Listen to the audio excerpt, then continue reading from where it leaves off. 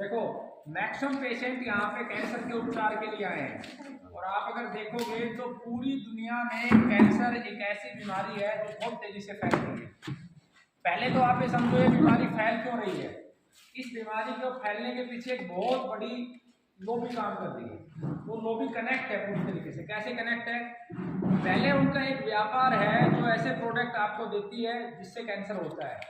वो प्रोडक्ट आप इस्तेमाल करते हो, अपना पैसा देते हो, फिर आप कैंसर की गर्भ में जाते हो। उसी लॉबी का फिर एक इंडस्ट्री है जो आपका ट्रीटमेंट करती है, फिर आप पैसा देते हो। तो पहले जो सबसे ज्यादा इंपॉर्टेंट है प्रत्येक व्यक्ति के लिए, रोगी के लिए नहीं, भारत ही नहीं समूचे विश्व के लोगों के लिए जो सबसे ज्यादा इंपॉर्टेंट है वो ये जानना कि ये जो कैंसर है ये बीमारी क्या है और क्यों हो रही है। सरल शब्दों में बताऊं तो जो हमारा डीएनए है, जो हमारे पूर्वजों से बना है, उस डीएनए के अंदर जब विकृति आती है तो कैंसर पैदा होता है। मेरी जो समझ है जीवन चिकित्सा पद्धति। अब डीएनए में विकृति कैसे आती है? जैसे आपके पूर्वजों ने मान लो गुटखा नहीं खाया, अब डीएनए में तो कहीं गुटखे का अंश है नहीं, अब आपने गुटखा खाना शुरू कर दिया तो वो जो आपका डीएनए है उसको रीड नहीं कर पाएगा, वो सोचेगा एक गलत चीज है और वो कैंसर पैदा कर देगा। तो ऐसे कैंसर पैदा करने वाले वो सारे कारण वहां पे हैं। जैसे यूरिया, डीएपी, केमिकल, पेस्टिसाइड आप जो डालते हो, जो अनाज में जाता है वो अनाज आपके शरीर में आता है। इवन अब इतना जहर फैल चुका है कि माताओं के दूध में भी यूरिया, डीएपी के कंटेंट आ रहे हैं। अब आप सोचो कि इस लेवल पे जहर हमारे शरीर में जा रहा है तो हम बचेंगे कैसे? और अगर हम इन कैंसर के कारणों को अपने जीवन से हटाएंगे नहीं तो हमारी आने वाली पीढ़ियों के लिए क्या बचेगा? आप मान लो गेहूं ज्यादा भी उत्पादित कर लोगे, सरसों ज्यादा उगा लोगे, आप सब्जियां ज्यादा उगा लोगे, तो बचा तो इसीलिए रहे हो ना कि आपके परिवार के काम आए, मतलब आपके बेटे के, आपके पोते के, आपके पड़ पोते के। आप खाली करंट का तो कंज्यूम करके नहीं चल रहे ना। ऐसा तो कोई नहीं मिलेगा कि भाई आज कमाया आज खाया, आज कमाया आज कमाया। ऐसा तो कोई संत महात्मा मिल सकता है, अपनी जोड़ी फैलाई, लिया, प्रयोग किया। आप और हम तो ऐसे नहीं है। तो जोड़ किसके लिए रहे हैं, इस पर चिंतन करो। अगर जोड़ संतानों के लिए रहे तो हम केवल और केवल उनके आने वाले जीवन को नष्ट कर रहे हैं, क्योंकि जितना जहर हम फैला के जाएंगे इस धरती पे वो हमारी आने वाली पीढ़ियां भुगतेंगी। तो वो सारे कारण रीड आउट करना, उस कारण की सेपरेट वीडियो है वो आपको मिलेगी, ठीक है। तो पहले कैंसर के कारण रोगी के लिए नहीं, पूरे परिवार से हटा देने हैं। जैसे सारे लोग चाय पिएंगे, रोगी बैठा देखेगा, तो चाय नहीं पीनी है। चाय की जगह वैकल्पिक जो है ना काढ़ा बना के पी लो। आप अनेकों प्रकार के काढ़े हैं। काढ़े आज मैं आपको बताता हूँ। आप धनिया का बीज ले लो, घर पे पीस लो, पाउडर बना लो और उसको कढ़ाई में रोस्ट कर लो लोहे की में। जब वो हल्का कलर ले ले, पक जाए, तो उसके ऊपर देसी खांड डाल दो और फिर रोस्ट कर लो, तो वो बिल्कुल कॉफी जैसा बन जाएगा। अब उसको उतार लो, अब उसके अंदर अर्जुन की छाल का पाउडर मिला लो। 1 किलो धनिया का पाउडर है, 1 किलो खांड और उसको मिला के 1 किलो अगर धनिया का पाउडर है तो उसमें आप 50 ग्राम अर्जुन की छाल मिला लो। इस मौसम के लिए बता रहा हूँ। 50 ग्राम उसमें दालचीनी मिला लो, स्वाद अनुसार उसमें इलायची डाल सकते हो। जब आप चाय बनाओ तो देसी गाय का दूध लो, उसके अंदर ये पाउडर डालो 1-1.5 चम्मच, उसके अंदर देसी खांड डालो, तुलसी के पत्ते डालो, इलायची डालो, लौंग डालो और पियो। और आपको चाय से 3 गुना ज्यादा स्वाद आएगा इसका, और आपके शरीर की आधी बीमारियां काट देगी। जिसको बीमारी है उसकी ठीक होनी शुरू हो जाएगी और जिसको नहीं है उसको कभी होगी नहीं। तो जहर पीना जरूरी नहीं है। अब इसी को जब गर्मी आ जाए तो इसमें से आप दालचीनी और अर्जुन को हटा देना, प्योर धनिया ले लेना, ऊपर से सौंफ का पाउडर डाल देना, तो आपके शरीर को ठंडक मिलेगी। मौसम के देखो हमारे ऋषि मुनि इतने महान थे, हर चीज को, सर्दी में आपको सर्दी ना लगे इसलिए गुड़ खिलाते थे, गज्जक खिलाते थे, गूंद खिलाते थे, शरीर ताकतवर हो जाता था। गर्मी में गर्मी ना लगे उसके लिए ऐसा खाना था। आज एसी लगा लगा के हमने प्रकृति का नाश कर दिया। लेकिन अब थोड़ा सा खाना बदलने से आपके शरीर को गर्मी अनुभव नहीं होती। कितना बड़ा विज्ञान था। एक तरफ ये विज्ञान है कि आप एसी लगा के वातावरण का नुकसान कर रहे हो, 10,000 का बिल लेके आ रहे हो। एक तरफ वो विज्ञान था कि चंद चीजें आपको खाने की बदलनी है, सौंफ खानी है, शीशम के पत्ते खाने हैं, मौसम के अनुसार लस्सी पीनी है, और आप फिट भी रहोगे और आपका पैसा भी कम लगेगा। तो ये सारी चीज़ें आपको समझ के चलनी है, कैंसर के कारणों को हटा देना है और इसके लिए टाइम नहीं लेना है इंस्टेंट कि ये पढ़ लिए आज से खत्म। मैं ऐसे देखता हूँ ऐसे ऐसे रोगी हैं जिनको लाभ नहीं मिलता। क्यों नहीं मिलता पूछता हूँ, 2 महीने हो गए उनको यही नहीं पता परहेज क्या करना है। तो पहला काम है वो 23 वीडियो सुनना रास्ते में, यहाँ से आप ली दवाई, रास्ते में वो रिकॉर्डिंग चलाओ, सुनते जाओ, फिर समझ में नहीं आए फिर चलाते जाओ। तो ये पहला काम है। तो ये पहली लड़ाई आपकी शुरू हो जाएगी। दूसरा आपको क्या करना है, दूसरा आपको करना है कि जब यहाँ से चिकित्सा ले रहे हो, आप पहली बार आप यहाँ आए हो, तो जो लोग पहली बार यहाँ आए हैं तो कैंसर या अन्य गंभीर बीमारियों की चिकित्सा लें या उपचार कराएं, तो सबसे पहले ये पता करें कि जहाँ हम गए हैं वहाँ सही तो आए हैं, वहाँ लोग ठीक तो होते हैं नहीं होते हैं। सारे लोग यहाँ भी ठीक नहीं होते, लेकिन जो लोग 100% फॉलो करते हैं उनको सर्वश्रेष्ठ परिणाम मिलते हैं। भाई राजीव दीक्षित जी का एक गुरुकुल है, परमात्मा की कृपा, उन्हीं के माध्यम से, हमारा इसमें कोई श्रेय नहीं है, परमात्मा की ही कृपा है कि अब तक 4 बार भारत में बड़े बड़े संस्थान हैं, लेकिन 4 बार ये जंगल में छोटा सा जो गुरुकुल है इसने 4 बार सबसे ज़्यादा रोगियों को ठीक करने का रिकॉर्ड बनाया है। अभी भी 3 दिन का महाकुंभ था हरिद्वार में, पूरे भारत के 11,000 चिकित्सक आए थे, लेकिन जितने केसेज हमारे थे वहाँ पे जो हमने डिस्प्ले करे, इतने किसी भी वैद्य के डिस्प्ले नहीं थे।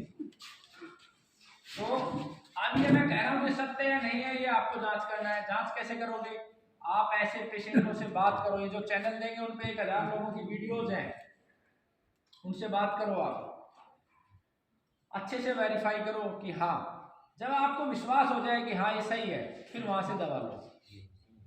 जो बताया जाए उसे एज इट इज फॉलो करो। अपने ब्रेन का, बहुत सारे लोग यूट्यूब पे सर्च करे जाएंगे फलाने ने, आपको यहाँ की दवा ले रहे हो तो यहाँ जो बताया गया उसी का पालन करना है। फलाने ने क्या बोला वो नहीं देखना है, यहाँ की जो बताया वो करना है।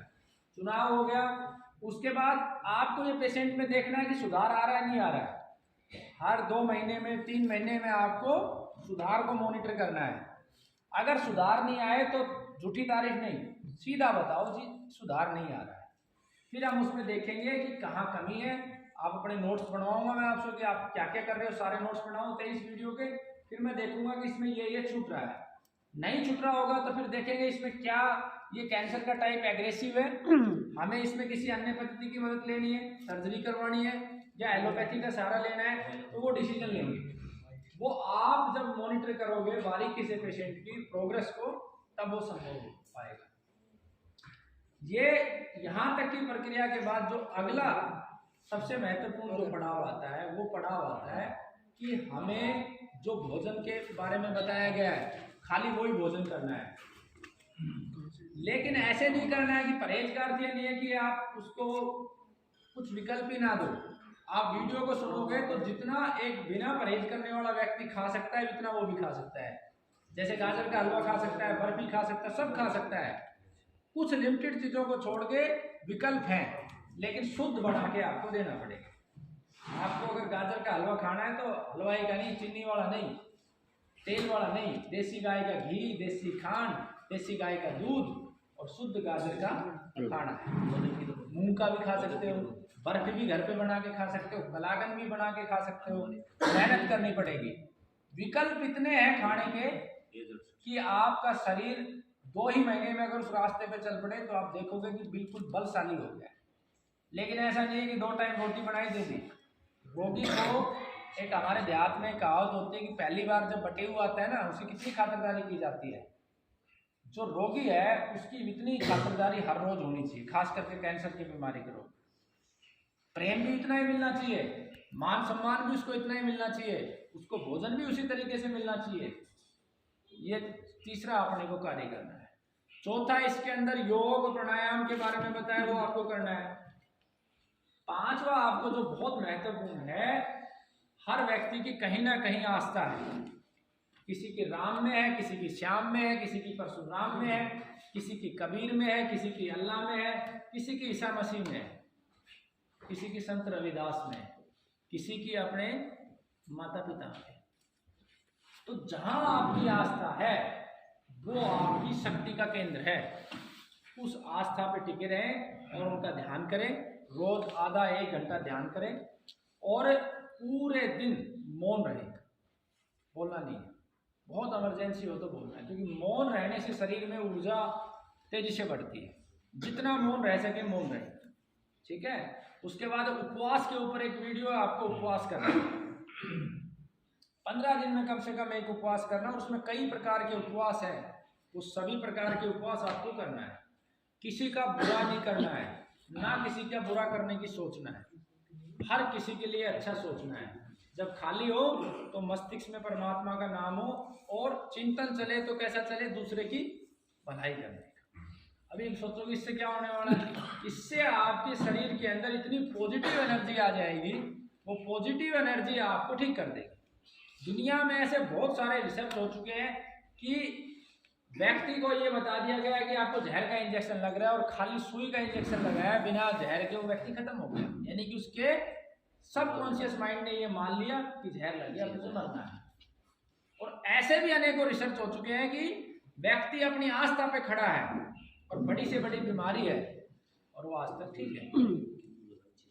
तो आपकी आस्था आपके अंदर है और वो आपकी ऊर्जा का केंद्र है, वो आपकी बीमारी में बहुत बड़ा रोल प्ले करेगी।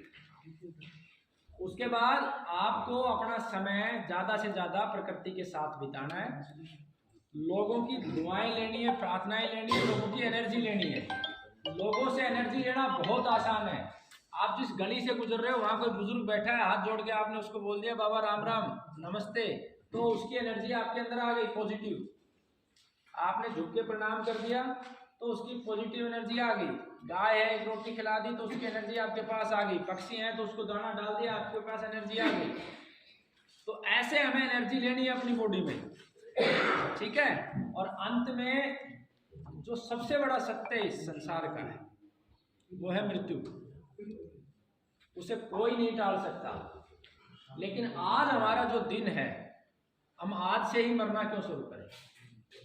बीमारी भले कितनी भी बड़ी हो, हमें हमारे जीवन का हर क्षण आनंद के साथ जीना है और खुश रहना है। इस बात के मैं आपको 100% मेरी तरफ से आप कहता हूं कि जो आपको बताया गया अगर आपने वो पालन किया तो आपको श्रेष्ठ परिणाम मिलेंगे। यहाँ पर ऐसे ऐसे रोगी जिनका मैंने भी कल्पना नहीं करी थी, जैसे एक उधर वो लीवर कैंसर का है, 27 किलो वजन था उसका, यहाँ पे आया जब। और भारत के जितने बड़े हॉस्पिटल है सब ने कह दिया था ले जाओ 5 दिन 10 दिन। आज 4 साल हो गए वो व्यक्ति को, 70 किलो वजन है और खेती कर रहा है। इधर ये प्रोस्टेट कैंसर का शंभू राम, ये पहले टाटा मेमोरियल में इसकी सर्जरी हुई और 4 महीने बाद दोबारा ट्यूमर हो गया और पेशेंट मेदांता आ गया। मेदांता ने पेट स्कैन किया कि ट्यूमर है और सोचा कि भाई अब तुरंत सर्जरी के तुरंत बाद सर्जरी नहीं होती है, टाइम देना पड़ता है शरीर को। उसको बोला भाई 3-4 महीने बाद आना फिर करेंगे सर्जरी।